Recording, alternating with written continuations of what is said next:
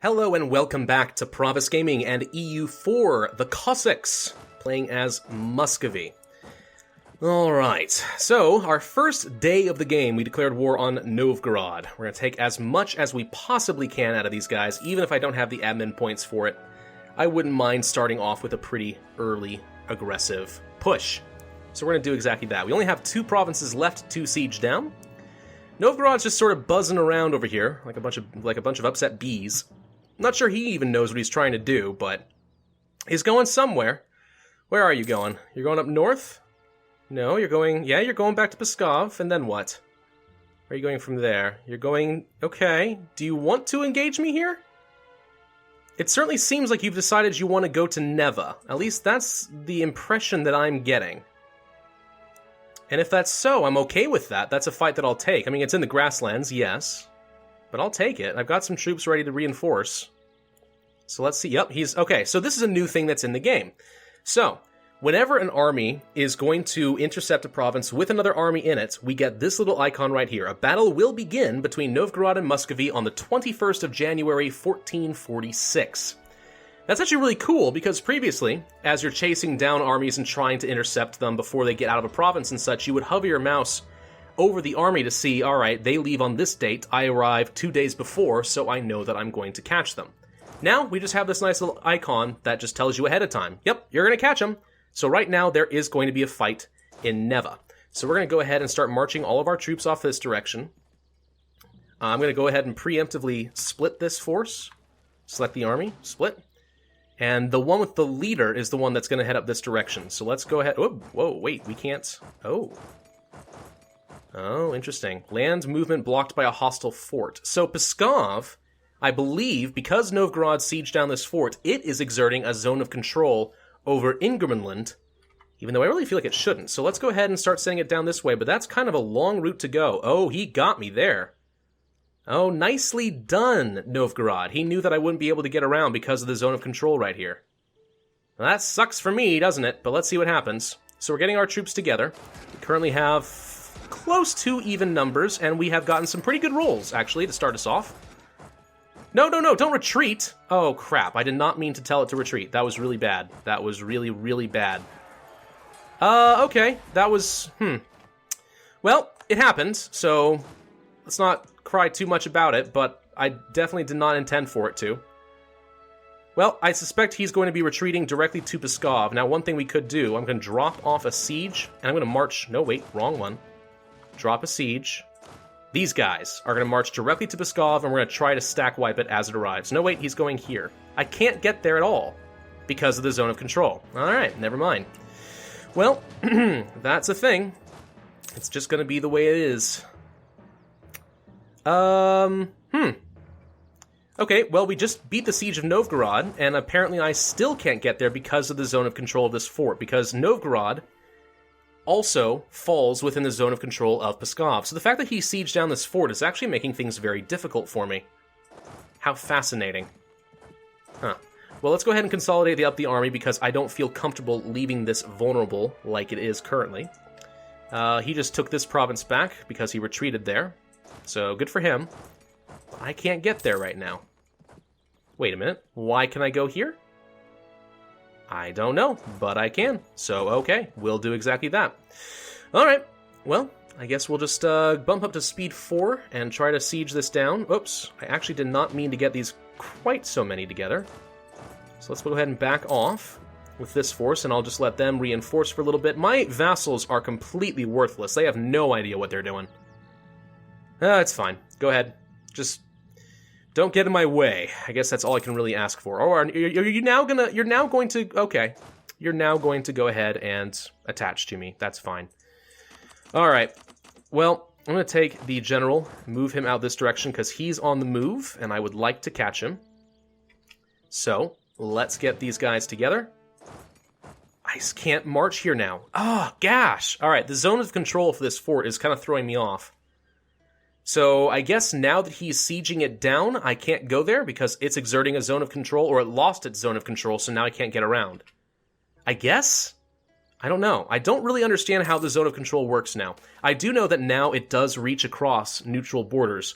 So, for example, supposing that I got military access through the Livonian Order. Previously, because they're a totally separate nation, I could just march around and ignore the zone of control by the neighboring fort. No longer the case. I know that it now does exert a zone of control, even on neutral parties, if they get military access.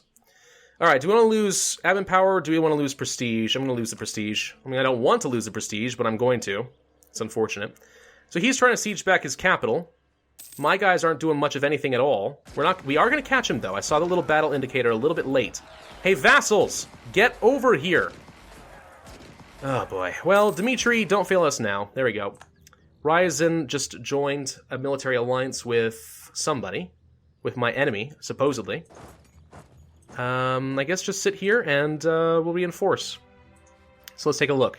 Yeah, you have Ryazan and Tver. So you actually just got these guys on your side as an alliance. It's probably okay. Wouldn't have minded just diplomatically vassalizing them to begin with, but either way. Yeah, I'm not sure what my vassals are trying to do. The AI is kind of being derp right now, but... Yaroslav does not have a claim against Tiber. It's unfortunate. Does anyone have any claims against anything? They have a core against Kazan, by the looks of it.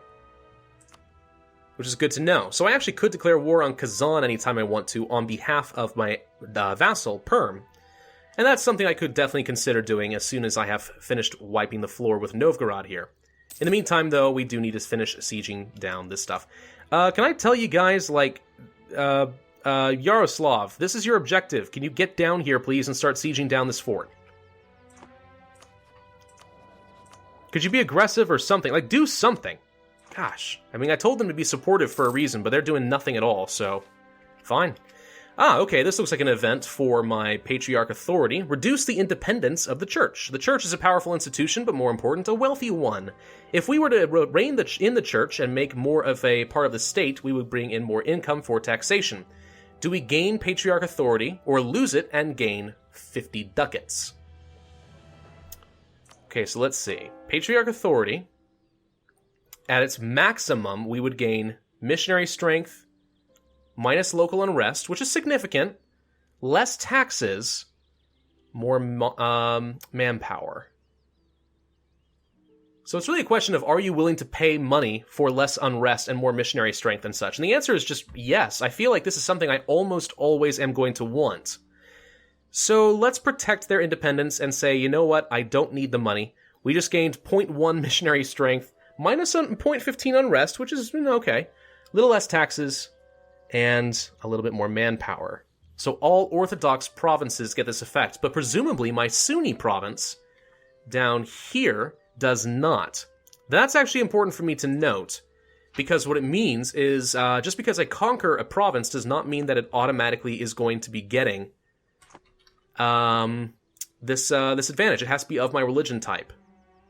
So this minus 3 unrest, it's not like it's humanist ideas. I conquer a province and, oh, look, it already has stupidly low unrest. I could just lower autonomy or something like that. No, it's only going to be taking effect if I conquer Greek Orthodox nations or territories. Now, conquering Novgorod, sure, Novgorod territories are all Orthodox as well.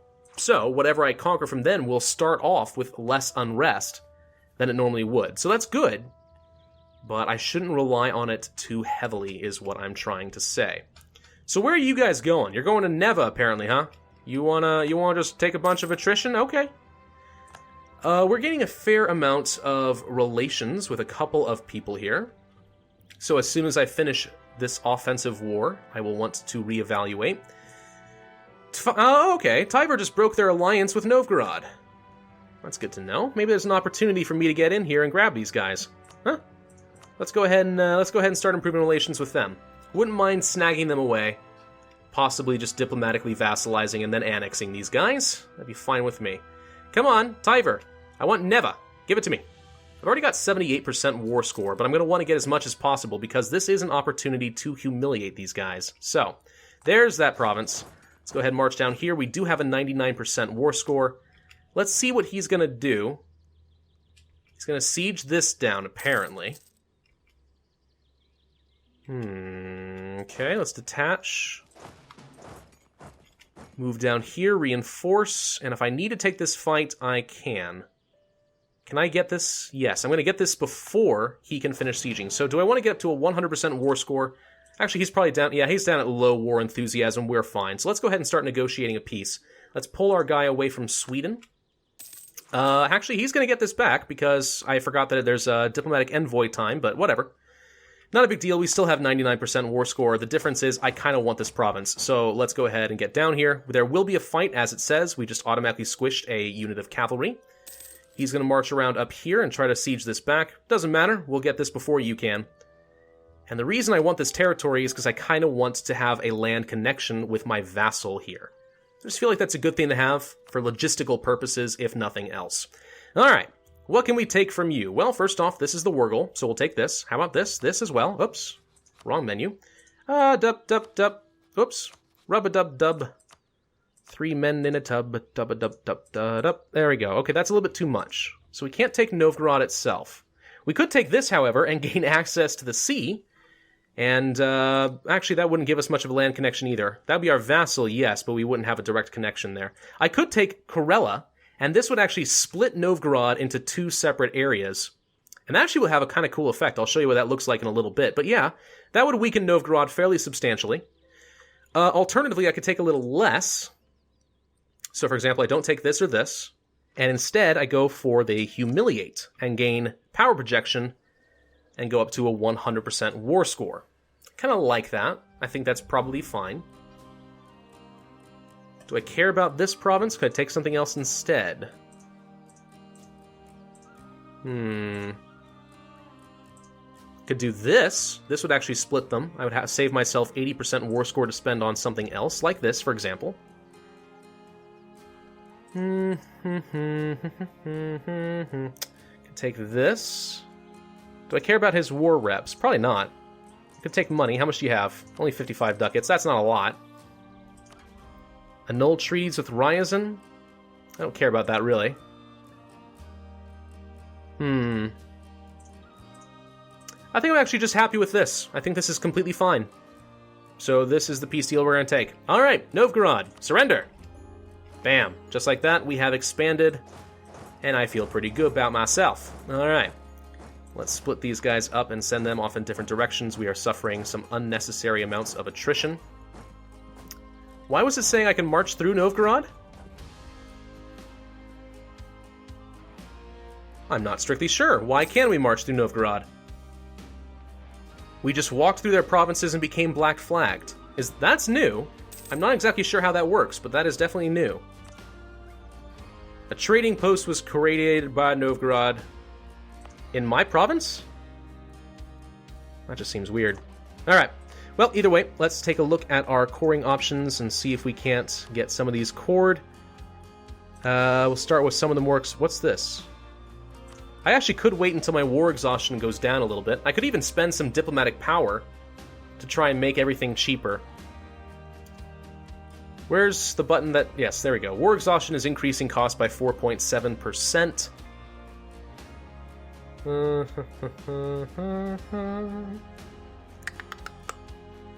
I don't know if it's worth spending 75. I mean, I'd be spending about 75 Diplo to probably save like 30 or 40 admin, so no, it's probably not worthwhile.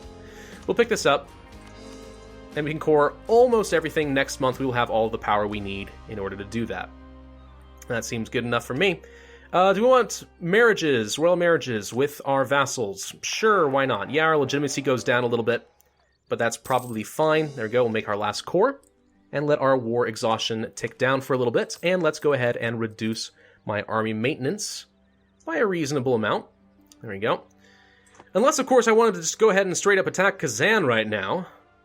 That's another option. Do I want to just declare war on Kazan right away? They're currently being stomped on by the Golden Horde. So I could just straight up take some land from them, and that wouldn't necessarily be a bad thing. No, Guy, do you want an alliance yet? You're getting kind of close, actually. You just have a neutral attitude toward me. Now, this is something I can go ahead and talk about, something new in the game. So, they changed the way that diplomacy works in this game fairly substantially. So, you'll notice here that there are 3 different tabs. First off, we have our diplomatic actions.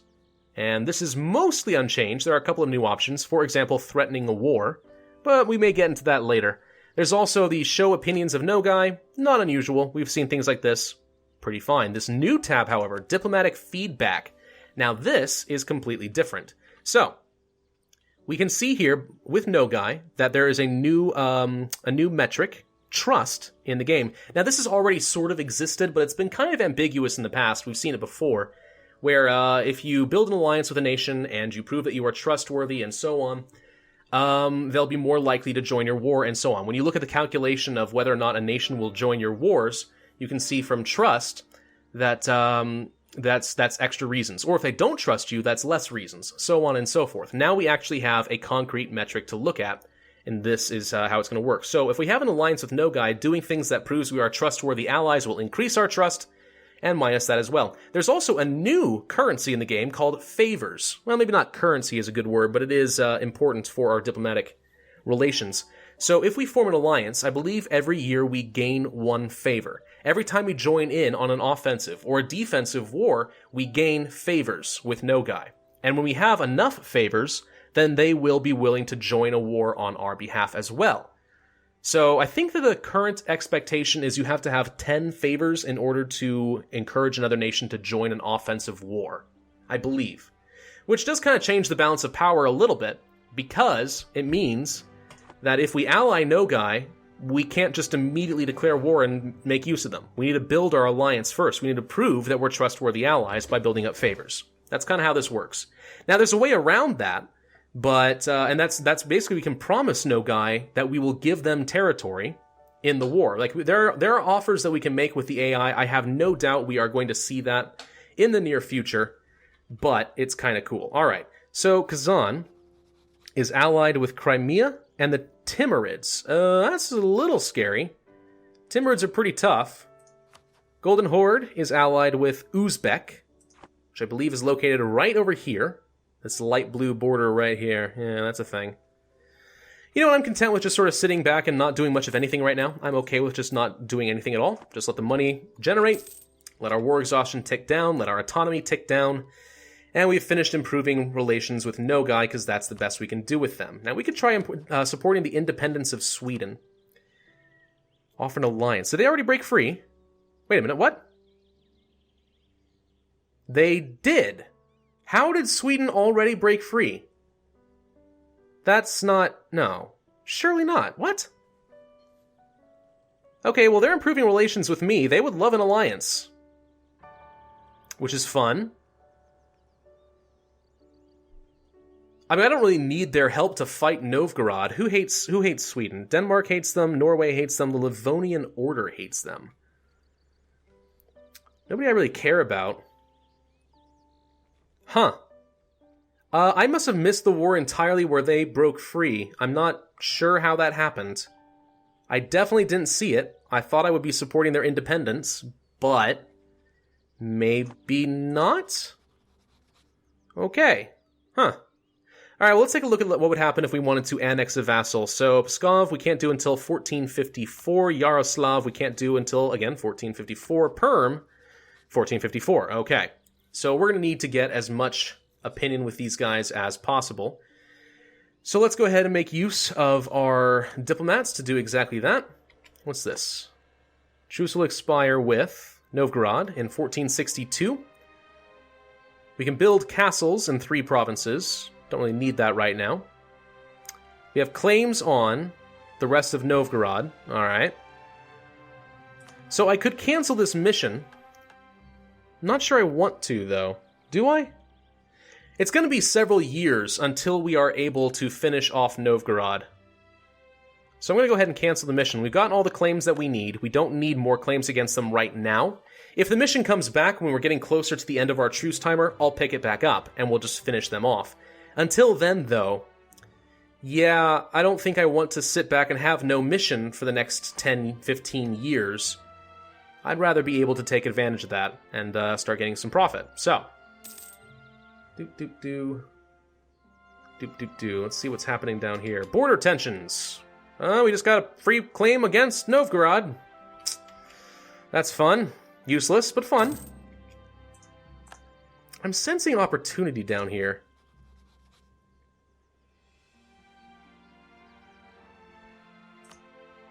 If I were to declare war against them, what would happen? Well, because we have no casus belli, that would be a thing, but Novgorod would jump back in on the war. I could co-belligerize them, but that would mean that I'm breaking a truce, so no, I can't really take anything from Novgorod. I mean, I would suffer some pretty substantial increased costs. I'm not sure that's worth it. Tiver currently doesn't have any allies at all, though. You know what? There's no need to vassalize them when I can just straight up claim them. So yeah, never mind. As long as they don't get any allies, I'll just conquer them. It's faster, it's simpler, it's cleaner. And, you know what? It's good for the planet, or something, probably. Alright, let's go ahead and start improving relations with Yaroslav for a while. We were discovered fabricating a claim. Shocking. Do we want to make Pskov a march? If we made them a march, we could actually try feeding them bits of the Livonian Order, which would be kind of fun. Or we could do nothing and just, you know, annex them, as we have been planning on, eventually. That could also happen. Not really sure. Not really sure. One thing I want to do, though, I'm going to go to, click on my country, I'm going to go to the diplomatic feedback map mode. Now, here's something new in the game. So I can basically announce to the world that I am interested in taking some territory. So if I click on this right here with Novgorod, what I'm basically doing here is saying that these are all provinces that are of vital interest to me. And you're communicating this to the AI, and they're kind of looking at that and saying, so does it make sense for us to be an ally or not? Because we both are interested in the same provinces, we are inevitably going to be at war. You know, there's something like that that kind of goes on. So I'm going to say that I'm vitally interested in Tiver, for example. I'm going to say that I'm interested in taking over Ryazan. I'm going to say that I'm interested in taking over pretty much all of Kazan. That's going to be a thing. And I'm interested in taking over chunks of the Golden Horde. Big chunks of the Golden Horde. And this is the territory that I want to take for myself. That is what I've announced to the rest of the world. Now, we have been looking at an alliance with Sweden. So we can click on Sweden and look at their stuff. So, for example, their diplomatic feedback is saying that they want the same provinces in Novgorod that I want. That's a bit of a problem for both of us, now isn't it? So it's good to know that. It's good to know that this is what Sweden is interested in. And previously, the only way you could kind of guess that was by looking at their claims. And, you know, you can still do that. But, I don't know, this is just another way of kind of communicating with the AI. I honestly think that a lot of the diplomatic changes in this expansion are pretty sensible. They treat the AI a little bit more like communicating with another person, which I like. I like that concept quite a bit. So, once this war is done, maybe we want to declare war on Kazan. I'm going to go ahead and stop improving relations with Pskov, and I'm going to start getting myself a claim. Now, Perm had a claim, a core, I should say, right here. So a reconquest should be available to us. I don't think the Golden Horde is going to take anything quite up this far, so I'm going to start fabricating a claim against, well, what's the best province? 6 development, 15 development, Kazan's capital itself. That's probably pretty good. Let's start fabricating a claim against Kazan. There we go. And we will see if we can justify taking a war against Kazan once they're weak. Who knows? Maybe the Golden Horde will even force them to break their alliance with the Timurids, which would be very advantageous for me. Very advantageous indeed. Now, see, okay, so now this is interesting. So Muscovy and Nogai consider the same 15 provinces to be of vital interest, so they won't be interested in an alliance with me. So why don't we click on Nogai, take the diplomatic feedback, and yes, we see that we do have quite a fair bit of overlapping territory with them.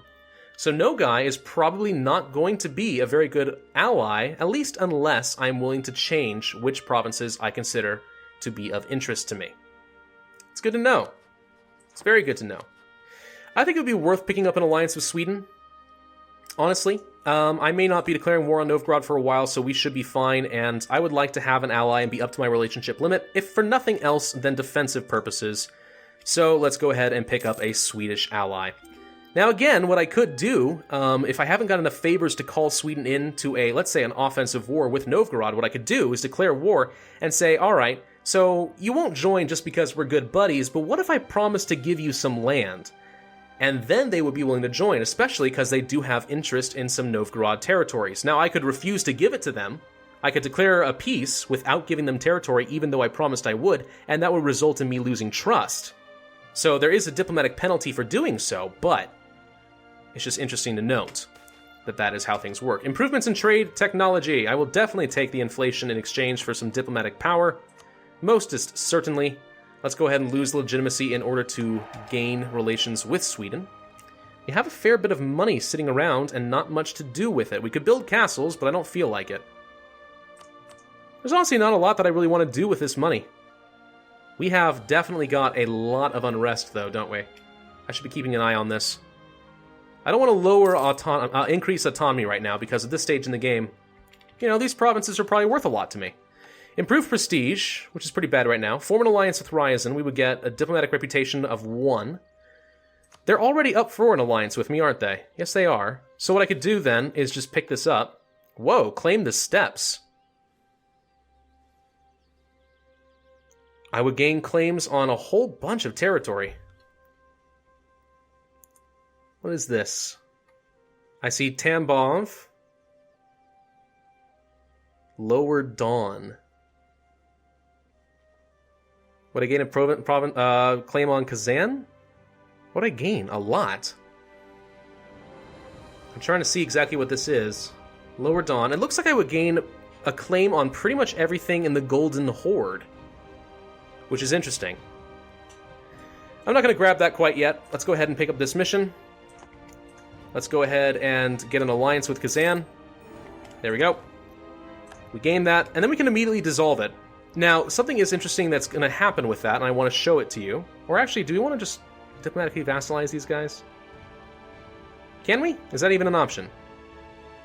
Not really. No. They're just strong enough that I don't think I can quite make that work.